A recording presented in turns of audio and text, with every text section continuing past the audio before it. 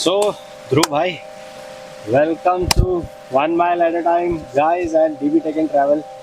ये कंटेंट क्या यार, क्या लोकेशन, क्या ब्यूटी, क्या जंगल। भाई इसी के लिए तो बस मरते हैं यार। बॉम्बे से भाग के यहाँ आते हैं, इसी चीज़ के लिए आते हैं। और जैसे कि बोला गया है, कॉबी टाइगर रिजर्व दोनों का एक फेवरेट, सबसे फेवरेट जगह है यार आने की। और इस टाइम पे सोना नदी वाइल्ड लाइफ सेंचुरी में है और आज दूसरी रात है अपनी यहाँ पे।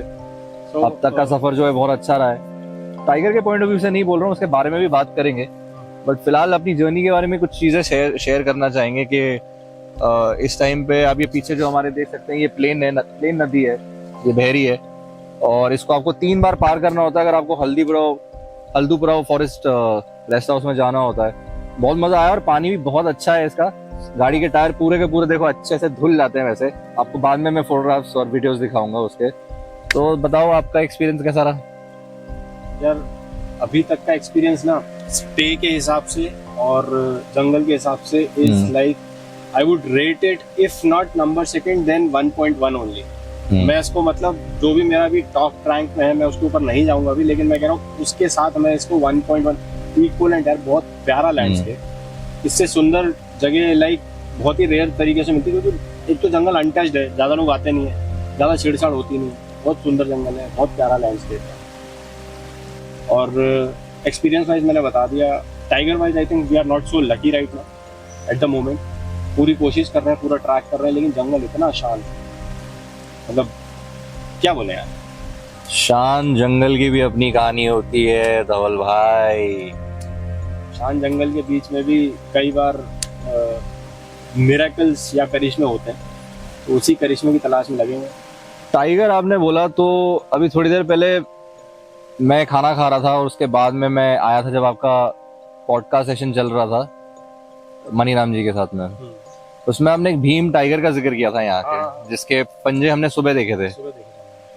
काफी बड़ा पंजा है यार। मतलब मैं एक्चुअली इन सब चीजों में ना एक चीज बताना चाहता हूँ कि ये जो रिमोट जगह है ना, जहाँ पे टाइगर की पॉपुलेशन जो है वो कम है, अगर आप इस जगह को डिकाला या बिजरानी से कंपेयर करोगे, आपको वहां पे काफी फ्रीक्वेंट टाइगर्स की मूवमेंट दिखेगी। पहली बात तो ये है, कॉल्स आएंगी। प्रे बेस अच्छा है यहाँ पे, प्रे बेस जो है वो काफी कम है। इस टाइम पे हमें बहुत कम प्रे बेस मिला है। मैं ये नहीं बोलूंगा कि यहाँ पे चीतल नहीं है, सांबर नहीं है, बाकिंग डियर नहीं है, बट जैसा आप अगर कंपेयर करोगे कॉर्बेट के बाकी जोन से, उनसे काफी कम है यहाँ पे प्रे बेस। दूसरा, यहाँ पे जो है ये कालागढ़ टाइगर रिजर्व का भी पार्ट है, but this is all comes under Corbett tiger reserve.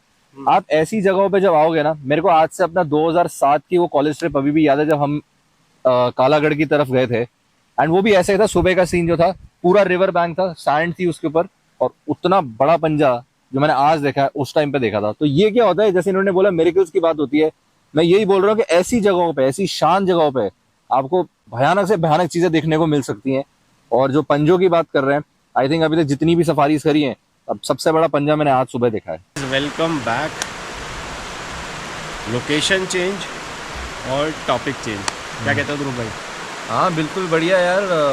फिलहाल तो हमारा सफारी अभी चल रही है मॉर्निंग की, बट आज सोचा कि क्यों नहीं एक पॉडकास्ट सेशन एक ऐसी जगह पे किया जाए, मतलब एकदम जंगल के अंदर आप लोगों के लिए, क्योंकि कंटेंट देना और अलग तरीके का कंटेंट देना has always been a USP. तो इसलिए, और ये लोकेशन जो है, इस टाइम पे हम लोग लाल बाग में खड़े हैं, और लाल बाग का जिक्र हमने शायद अपनी पहली सफारी में किया था कि इस जगह को लाल बाग क्यों बोला जाता है। वो एक टाइगर है जो लाल रंग का दिखता था, उसकी वजह से उसका नाम जो है उसके रंग की वजह से इस एरिया का नाम लाल बाग रखा गया था। तो मतलब जैसे थोड़ा सा एक पर्सपेक्टिव देना चाहूँगा कि ऐसे मत समझ लेना आपकी लाल बोला तो रेड कलर का टाइगर, नहीं ऐसा कुछ नहीं है। लेकिन यूजुअली टाइगर की एज जब ढलती है, वो बूढ़ा टाइगर है, अब तो शायद मर गया, वो बूढ़ा टाइगर है, तो जैसे उसकी एज ढली तो उसका रंग जो है एकदम सुनहरा गोल्डन रंग जो होता है प्राइम में जो टाइगर का, वो डल होकर हल्का ब्राउनिश और उसमें जाता है। तो इसीलिए आई थिंक उसको लाल बाग के हिसाब से फेमस कर दिया गया। तो ये है, जैसे हल्दू पड़ाव का खुद का ही नाम है। हल्दू के पेड़ यहाँ पे मिलते हैं, बड़े बड़े बहुत शानदार और बहुत सुंदर हल्दू के पेड़ हैं। तो यहाँ पे बहुत बड़ा हल्दू का पेड़ है, जिसके नाम पे पूरे एरिया का नाम है हल्दू पड़ाव पड़ा। तो ये चीज़ें हैं जो लोकेशंस को मशहूर करती हैं, और सब मतलब हमारे को एक कॉन्टेक्स्ट मिल जाता है कि यार ये चीज़ क्या है, वो चीज़ क्या है, समझने का नज़रिया मिल जाता है। बिल्कुल। चलो थोड़ा टाइगर के बारे में बात करते हैं। एग्जैक्टली तो हमें भी नहीं पता कि यहाँ पे इस टाइम पे कितने टाइगर्स की मूवमेंट है। कहते हैं कि कल जैसे मनीराम जी से हमने बात की तो वो बोल रहे थे कि 7 से 8 टाइगर्स की मूवमेंट है इस एरिया के अंदर। देखो पंजे तो हर जगह मिलते हैं। मैं अगर कंपेयर करूँ बिजरानी से तो सेम जो वहाँ पे मैंने विटनेस किया था वो यहाँ पे भी किया था। बट यहाँ पे थोड़ा और ज़्यादा जो है ना थोड़ा सा मतलब बोलूँगा कि कम इसलिए क्योंकि यहाँ पे प्रे बेस जो है ना, सबसे पहली चीज़ बोलूँगा प्रे बेस बहुत कम है। जब तक प्रे बेस यहाँ नहीं दिखेगा हमारे को, मतलब सांबर नहीं दिखेंगे, चीतल नहीं दिखेंगे, बाकिंग डियर नहीं दिखेंगे, तो यहाँ पे टाइगर का रहना थोड़ा सा मुश्किल हो जाएगा क्योंकि वो हंट क्या करेगा फिर। और अगर इक्का दुक्का चीज़ दिख रही है वो तो बहुत ही मुश्किल हो जाती है फिर। तो इसलिए मैं ये बोलूँगा कि यहाँ का prey base according to me and शायद धवल भाई भी इस बात को मानेंगे, बाकी जोन जितने कॉर्बेट है उन सबसे बहुत ही ज़्यादा कम है यार। मतलब लैंडस्केप इतना प्यारा, लेकिन हाँ। और इस लैंडस्केप के अंदर भी लैंटाना पहुंच गया और गवर्नमेंट उसके ऊपर एक्शन नहीं ले रही है और प्रेबेस नहीं है। तो प्रेबेस को आई थिंक मेरे हिसाब से पहले टाइगर के बारे में सोचने से पहले प्रेबेस के बारे में सोचना चाहिए गवर्नमेंट को। इंक्रीज़ करें प्रेबेस की पॉपुलेशन, टाइगर तो अपने आप इस्टेब्लिश हो जाएगा। आज ऐसे हम मजाक में बात कर रहे थे वहाँ पे जो डैम का जो एरिया जहाँ ग्रासलैंड है, जो हमने अपने ब्लॉग्स में दिखाया भी है कि यार यहाँ पे ग्रासलैंड वाली दिखाला की टाइगर को लाके छोड़ दें, आतंक मचा देगी। लेकिन फिर एकदम से माइंड में आया यार प्रे तो यहाँ पे भी नहीं है, गिने चुने प्रेज हैं, तो खाएगी क्या? तो वो भी स्ट्रगल करेगी शायद। तो आई थिंक ये इंपॉर्टेंट है बहुत ज़्यादा कि प्रे बेस होना और उसी के डायरेक्शन में काम करना। टाइगर और प्रे बेस के ऊपर इक्वलेंट काम होना चाहिए, तब जाके ये एरिया फ्लरिश करेगा और बहुत सुंदर जोन है, बहुत अच्छा बनेगा। बहुत अच्छा जोन बनेगा। लैंडस्केप कोई प्रॉब्लम नहीं है, बहुत मतलब मज़ा, दिल खुश हो गया है लैंडस्केप को देख के। कहीं कहीं जगहों पे तो ढिकाला की कसम से याद आ गई। बिल्कुल उससे मिलता जुलता है क्योंकि ग्रासलैंड साथ में डैम का पानी जो स्टोर हुआ पड़ा है, और फिर घड़ियाल की इतनी खूबसूरत साइटिंग हुई। और क्या घड़ियाल था, मतलब इतना बड़ा, मतलब 12-14 फुट का रहेगा कम से कम, और आराम से स्नाउट निकला हुआ, एब्सोल्युटली अमेजिंग। उसके स्केल्स इतने, मतलब क्योंकि बहुत पास था यार गाइस। मैं अच्छा एक और इसमें बात बताता हूँ कि मतलब घड़ियाल को जैसे हमने ना दिल्ली जू में भी देखा था अभी थोड़े दिन पहले, और जू में देखे हुए घड़ियाल को, और जैसे मेरा कहने का मतलब जू में क्या बाहर ऐसे पड़े रहते हैं, लेटे रहते हैं, और लेटे हुए घड़ियाल को और पानी में चलते हुए घड़ियाल को देखने का यार अलग ही एक्सपीरियंस है। ये मैंने पहली बार किया कि मैं पानी में मूवमेंट करता हुआ इतने पास से देखा। दूर से मैंने काफ़ी बार देखा लेकिन इतनी पास से नहीं देखा। तो क्या स्केल्स दिख रहे थे, क्या शार्पनेस थी उसके स्केल की, जैसे वो पानी से बाहर निकला, हल्की सी आँख निकाली, स्नाउट निकाला। You can say a complete dinosaur swimming in the river. Exactly यार, मैं डायनासोर बोल रहा हूँ, डायनासोर, और है ही prehistoric animal. Prehistoric animal, even dinosaur से पहले एग्जिस्ट करते थे ये एलिगेटर्स एंड क्या कहते हैं, क्रोकोडाइल्स। क्रोकोडाइल्स जो है are the only species who have survived the period of extinction. 6 crore years, 65 million years ago जब डायनासोर्स थे, उसके बाद से लेके अब तक I think this is the only species जो है वो अभी तक जिंदा है और सर्वाइव कर रही है। And there are 23 species of crocodiles and alligators are different. उस जमाने में ना मॉन्स्टर क्रोकोडाइल होते थे, उसको कहते थे साकोसुकस। तो 40 फीट लॉन्ग और उसकी 45 फीट उसका स्नाउट भी घड़ियाल जैसा ही हुआ करता था। और उसका रीज़न है आप समझो, क्योंकि अभी हम जो बात कर रहे हैं हम प्री हिस्टोरिक की बात कर रहे हैं, और प्री हिस्टोरिक के अंदर जो प्रे बेस होता था वो बड़े बड़े डायनासोर और बड़े बड़े मतलब मैमल्स भी बहुत बड़े होते थे। एलिफेंट की बात करूँ भाई, मैमथ होते थे और बड़े बड़े डायनासोर होते थे। तो उसको पकड़ने के लिए फिर एलिगेटर को भी उसी साइज़ का ही होना पड़ेगा या क्रोकोडाइल को भी उसी साइज़ का होना पड़ेगा। तो इसीलिए उस टाइम पे मॉन्स्टर क्रोकोडाइल जो क्या कहते हैं ध्रुव भाई ने बताया, वो हमें वहाँ देखने को मिलते थे। अब तो नहीं एग्जिस्ट करते, बट हाँ मतलब इसकी मैं आपको बता रहा हूँ, अगर आपको देखना है, नेशनल जियोग्राफिक ने इसको कवर किया था। एक पेलियंटोलॉजिस्ट है, उनका नाम मैं भूल रहा हूँ, I think he was south America से थे शायद वो। उन्होंने पूरे फॉसिल्स गाड़े थे, निकाले थे, एंड पूरा उन्होंने डिस्कवर किया था। एंड उन्होंने ही बताया था कि इसका नाम जो है प्री हिस्टोरिक टाइम इसको साकोसुकस कहते थे। एंड जैसे कि हमने बात करी मैमल्स में, अगर हम बात करते हैं और बिग कैट्स के बारे में अगर करते हैं, अपनी यार वो फेमस कैट कौन सी थी, एक्सटिंक्ट हो गई है? हाँ, टास्मेनियन टाइगर। नहीं यार, सेबर टूथ जिसके केनाइन ही कम से कम 8 इंच के थे, इतने बड़े, और ऐसे मुंह से बाहर निकलते थे, यूं निकलते थे नीचे की और राउंड में, मतलब इतने लंबे एकदम। गूज़बम्स आ रहे हैं यार, इतनी मतलब पुरानी प्री हिस्टोरिक की बात कर रहे हैं। तो ये घड़ियाल के बारे में जो हमने बात की ना, तो उसके कॉन्टेक्स्ट में आया। एंड घड़ियाल जो है सबसे ज़्यादा जो है वो सिर्फ इंडिया में ही पाया जाता है। एक और स्पीशीज़ है, उसको बोलते हैं द फॉल्स घड़ियाल, वो इंडिया में नहीं पाई जाती, वो अब्रॉड में पाई जाती है। I think that's found in Borneo. Borneo में शायद मिलती है, if I am not wrong, I am not even, मैं श्योर नहीं हूँ, बट शायद बोर्नियो में मिलती है। तो ये था। एंड उसका जो, लेकिन उसका स्नाउट जो होता है वो इससे छोटा होता है, साइज़ में लंबा होता है बट छोटा होता है। तो ये था। एंड उसके बाद में टाइगर पे अगर वापस आते हैं, तो यार देखो वो तो 1000 बार बोले कि लक के ऊपर डिपेंड करता है, बट इस टाइम पे लक भी तब साथ देता है जब जंगल के अंदर जितने जानवर है वो हमारा साथ दें। बिल्कुल। नहीं, जंगल से मेरे को अभी याद है, अभी टूरिस्ट थे यार रास्ते में, मतलब एक तो इतना डार्क जंगल है, मतलब दिन के उजाले में रोशनी नीचे पहुंच नहीं रही, डार्क जंगल है भाई। 3 कपल थे, I don't want to comment on anybody individual, but 3 couple थे और 3 में से उनके जो पार्टनर्स थे, जो मेल थे, सब ने गॉगल पहने हुए थे, वो भी डार्क शेड वाले गॉगल। आई वॉज अमेज्ड भाई, इतने डार्क जंगल में तुम डार्क शेड के गॉगल्स पहन के ढूंढना क्या चाह रहे हो? देवर आस्किंग टाइगर दिखा गया, टाइगर दिखा गया। अरे तेरे सामने भी होगा ना भाई तो नहीं दिख पाएगा, क्योंकि you are wearing dark goggles है। मैं ऊपर से डिओड्रेंट लगाए, परफ्यूम लगाए हुए थे, हाँ, तो वी मतलब कुड स्मेल। बिल्कुल, मतलब तो ये सारी चीज़ें बहुत इंपॉर्टेंट हो जाती हैं व्हेनेवर यू आर इन जंगल। साइलेंस मेंटेन करें, अपना क्या कहते हैं, पार्टनर्स के साथ जिनके साथ जा रहे हैं उनको भी बताइए कि नहीं बात करनी है, गाइड्स की बात सुनिए। तो ये सारी चीज़ें बहुत इंपॉर्टेंट है। अगर ये सारी चीज़ों को फॉलो नहीं करेंगे तो टाइगर, अगर आपके चांसेस बन भी रहे होंगे ना दिखने के, तो फिर नहीं दिखेंगे वो, नहीं दिखेगा वो। टाइगर बहुत समझदार जानवर है, उसको सब समझ में आता है। वो वही जो बोर्ड है जो लिखा होता है ना बाहर के, मतलब अगर आपने टाइगर को एक बार नहीं देखा, उसने वो कम से कम 100 बार तो देखा ही होगा। तो वैसा ही है, वो बैठा रहेगा छुप के, और कैमोफ्लेज इतनी अच्छी तरीके से अपने आप को करता है, और वो सूंघ लेगा, बट उसकी स्मेलिंग सेंस जो है वो इतनी स्ट्रांग नहीं होती, बट स्टिल इंसानों को वो स्मेल कर लेता है यार, आराम से कर लेगा। और अभी एक टूरिस्ट की गाड़ी भी गई, वो भी हमसे बोलते अरे टाइगर दिखा क्या, वहाँ कॉल हो रही है, वहाँ पे 2 टाइगर। अच्छा, हमने कहा 2 टाइगर, भाई साहब वाह, मतलब करा एक तो छोड़ दिया हमने, दूसरे को हमने मार के खा लिया। इस तरीके की बात मतलब चुभती हैं यार दिल में, पेन होता है कि यार तुम बदतमीजी कर रहे हो, तुम बकवास बात कर रहे हो जिसका कोई लेना नहीं ना देना नहीं। जंगल में जंगल को घूमो, खूबसूरती को घूमो ना, अपने घर की गंदगी है और अपने एरिया की जो भी अपने माइंड की गंदगी है से वहीं छोड़ के आओ ना। इस खूबसूरती को जब तक आप फील नहीं तो यार करोगे, लोग आते हैं, ऐसे लोग होते हैं जो कि आई थिंक मैं धवल भाई से एग्री करूँगा, बोलूँगा ये फ्रस्ट्रेटेड लोग होते हैं। एक्चुअली इनको क्या होता है ना कि इनको एक्सपेक्टेशन कुछ ज़्यादा ही हाई होती है जंगल से, कि पहली बार ही आएंगे तो दिख जाएगा। गेट से घुसते जू की तरह, गेट से घुसे और सब कुछ दिखना शुरू नहीं होता, ऐसा नहीं होता ना यार। ये तो आप लोग को भी पता है कि ऐसा नहीं होता है। हम लोग कितनी बार ऐसे सफारी में से आ रहे हैं, मतलब आज तीसरा दिन है कि नहीं दिखा है, आज तीसरा दिन है, 3 दिन से ट्रैकिंग कर रहे हैं, खुश है। लेकिन मतलब मैं बता रहा हूँ, इतना ट्रैकिंग करने के बाद भी, इतना घुसने के बाद भी, दिस इज़ नॉट लाइक दिखाला और बिजरानी और झिरना जिसकी हम बात करें कि यार मतलब बहुत अच्छे चांसेस होते हैं, बहुत डिफरेंट फॉरेस्ट है यहाँ, साइटिंग बहुत मुश्किल है, लेकिन होती तो अच्छी होती। तो ऐसे में लोग अगर सोच के आ रहे हैं कि दिख जाएगा, ये हो जाएगा, तो गलत है यार। तो यही है। और बाकी आप लोग प्लीज़ आइए जोन के अंदर, बहुत खूबसूरत जोन है। एंड मैं उम्मीद करूँगा आपको यहाँ पे देखने को मिले, बट ट्राई करना दोस्तों कि गर्मियों में आओ। गर्मियों में मैं बोलूँगा आने को, क्योंकि साइटिंग के चांसेस ज़्यादा होते हैं। बिल्कुल। तो बस यही बोला, सर्दी में थोड़ा सा यार प्रॉब्लम यहाँ इसलिए होती है क्योंकि ठंड का एक फैक्टर होता है।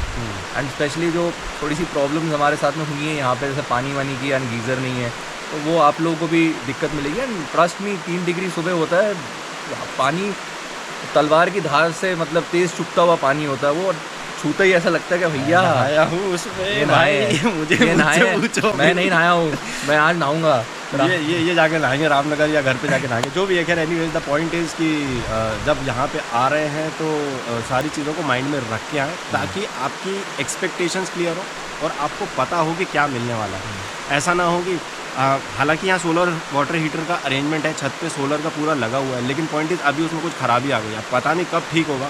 तो वी कैन नॉट कमेंट कि 2 दिन में हो जाएगा, 10 दिन में हो जाएगा, 1 महीने में। तो इसीलिए हमने क्लियर कर दिया, आप आइए, आप अपनी चीज़ों को आप अब जैसे सर्दी का हमने एक एग्जांपल दिया, ठीक है, ठंडा पानी अगर अवेलेबल है तो आप नीचे मनीराम जी को या किसी और को बोल के पतीला लेके गर्म पानी ले सकते हैं, वो भी मिल जाएगा, आपको दे देंगे, कोई चार्ज नहीं करेंगे, लेकिन पॉइंट इज़ फैसिलिटी उस हिसाब से नहीं है जैसा बिजरानी और दिखाला में मिलती है। करेक्ट। तो एक्सपेक्टेशन क्लियर रख के आना, बहुत प्यारा जोन है, अच्छा लगेगा और इन्जॉय करोगे, ये हमारा प्रॉमिस है आपसे। और एलिफेंट्स के बारे में थोड़ा बात करते हैं कि एलिफेंट्स की भी बहुत अच्छी मूवमेंट है यहाँ पे, दिखने को नहीं मिला, that's a different thing. But जब हम ट्रैक करते हैं तो हम क्या करते हैं कि बेसिकली टाइगर्स में तो आपको पता है कि पग मार्क्स, क्लॉ मार्किंग एक्सेट्रा, जितनी बार मैंने बताया है।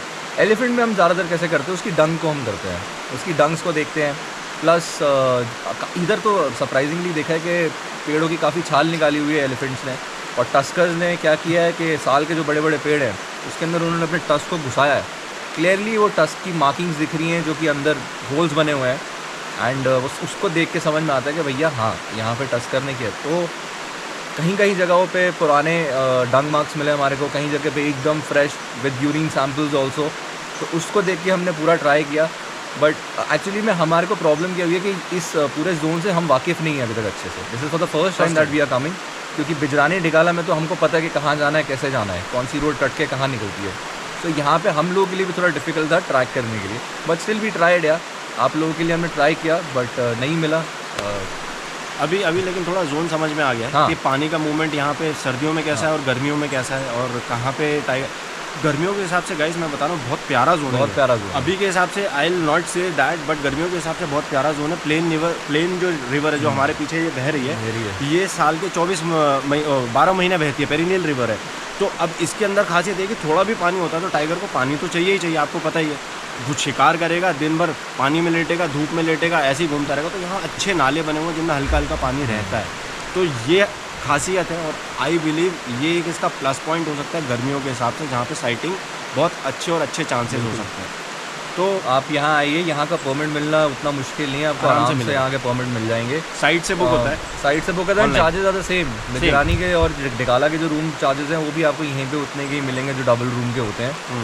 सो आई थिंक ये सारे रेस्ट हाउसेस के चार्जेस सेम है सबके across the, except for Khinonoli. Khinonoli is a VIP guest house. Khinonoli तो अवेलेबल भी नहीं है ना, आप बुक भी नहीं कर सकते हैं। ध्रुव भाई ने एलिफेंट की बात बताई, मैं बियर्स की बात बताता हूँ। इस जोन में बियर्स भी काफ़ी अच्छे हैं, मतलब फ्लॉथ बियर की मैं बात कर रहा हूँ, तो काफ़ी बियर्स यहाँ पे अवेलेबल है। लेकिन ये आपको ना थोड़ा सा फ्रूट का जो सीज़न है, अब जैसे ये सीज़न है फ्रूट्स का सीज़न है, अब जैसे जैसे फ्रूट्स पकते जाएंगे और बाहर निकलते जाएंगे, बेर हो गए और दूसरे फल हो गए, तो बियर उनको खाने के लिए ज़्यादा आता है, तो आपको बियर की साइटिंग भी यहाँ पे अच्छे से हो सकती है।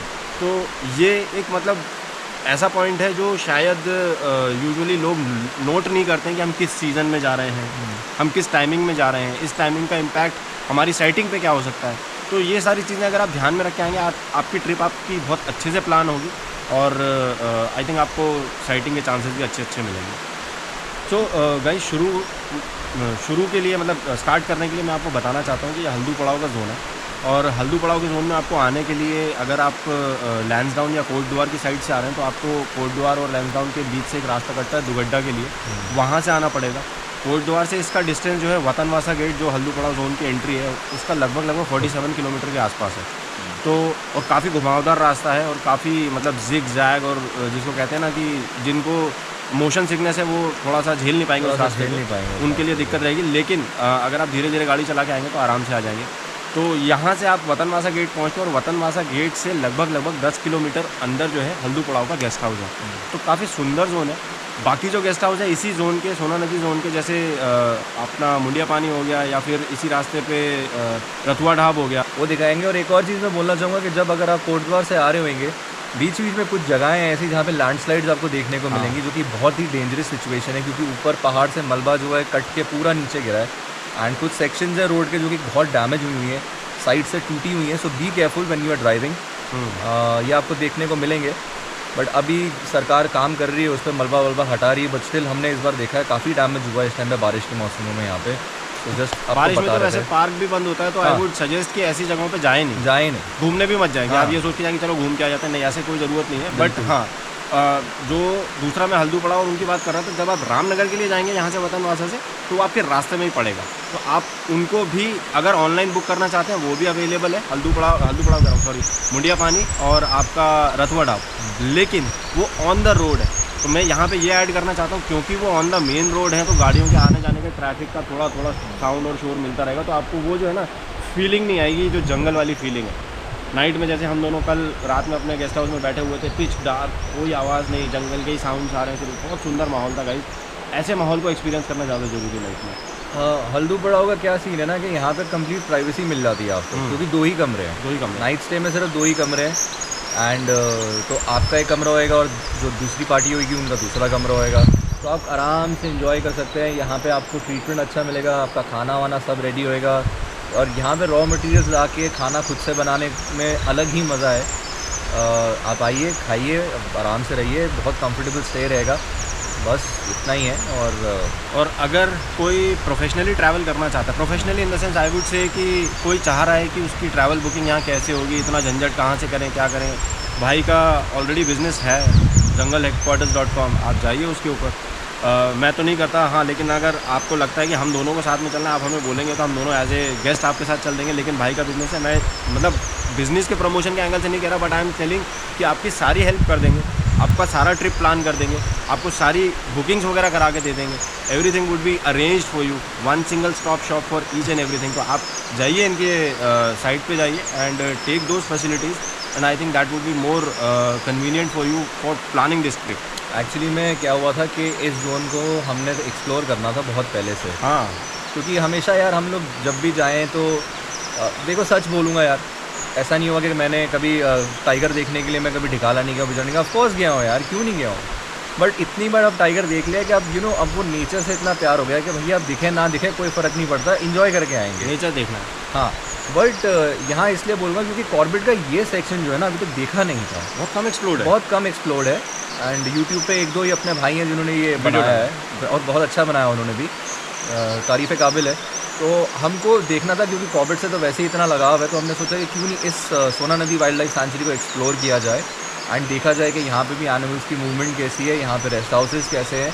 एंड अभी देखो आने वाले टाइम में शायद पाखरो भी हमारा चक्कर लग जाए, पाखरो भी लग जाए चक्कर, वो भी प्लान कर सकते हैं। और दूसरा मैं खास तौर से आपको ये भी बताना चाहता हूँ, तो इस ट्रिप में हम दोनों ने शूट किया। अभी तक शायद 1 या 2 जो डले, अब 2 और डलेंगे, लेकिन दोनों डिफरेंट पर्सपेक्टिव हैं। तो इस बार हमने एक दूसरे के साथ, जैसे यूजुअली हमने पास्ट में किया हुआ है, तो हमने सोचा कि यार नहीं, क्यों डुप्लीकेट कंटेंट क्रिएट करें आप लोगों के लिए, बिकॉज आप लोग अपना टाइम दे रहे हैं हमें। तारीफ़ वाली बात है, आप हमें इतना टाइम देते हैं, अपना इतना प्यार देते हैं, तो आप लोगों के लिए डिफरेंट कंटेंट होना चाहिए। तो हम दोनों ने वो डिफरेंटली क्रिएट किया। तो जो आप ज़रूर जाके देखिए, आपको बहुत मज़ा आएगा, मतलब ये मैं आपको दिल से बता सकता हूँ।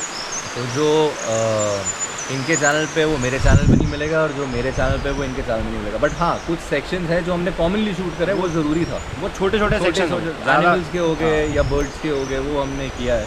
इंडिपेंडेंट जिसको कहते हैं कि असेसमेंट मिलेगा इन जिसको कहते हैं ना साथ में होते हुए भी इंडिपेंडेंटली काम किया, तो एक नया एक्सपीरियंस है। आप ज़रूर जाके देखिए, आई थिंक आपको पसंद आएगा। बिल्कुल। तो इसी के साथ इजाज़त लेते हैं, और अभी हमारी ड्राइव जो है रामनगरी काफ़ी दूर है, तो गेट से निकलने में भी हमारे को टाइम लग जाएगा। तो अब आपको मिलते हैं, या आपसे दिल्ली में मिलेंगे, मैं आपसे बॉम्बे में मिलूँगा। चलो ऐसा करते हैं, और एंड करने से पहले जैसा कि मैं हर बार कहता हूँ, और अपने और भाई के और हमारे सारे वीडियोज़ में मैं हर बार कहता हूँ, अपना ख्याल रखिए, अपने आसपास का ख्याल रखिए, अपने माता पिता का ख्याल रखिए, एनवायरनमेंट में साफ़ सफाई बनाए रखिए गाइस। जय हिंद। जय Hind. Thank you so much for watching guys. Love you all guys.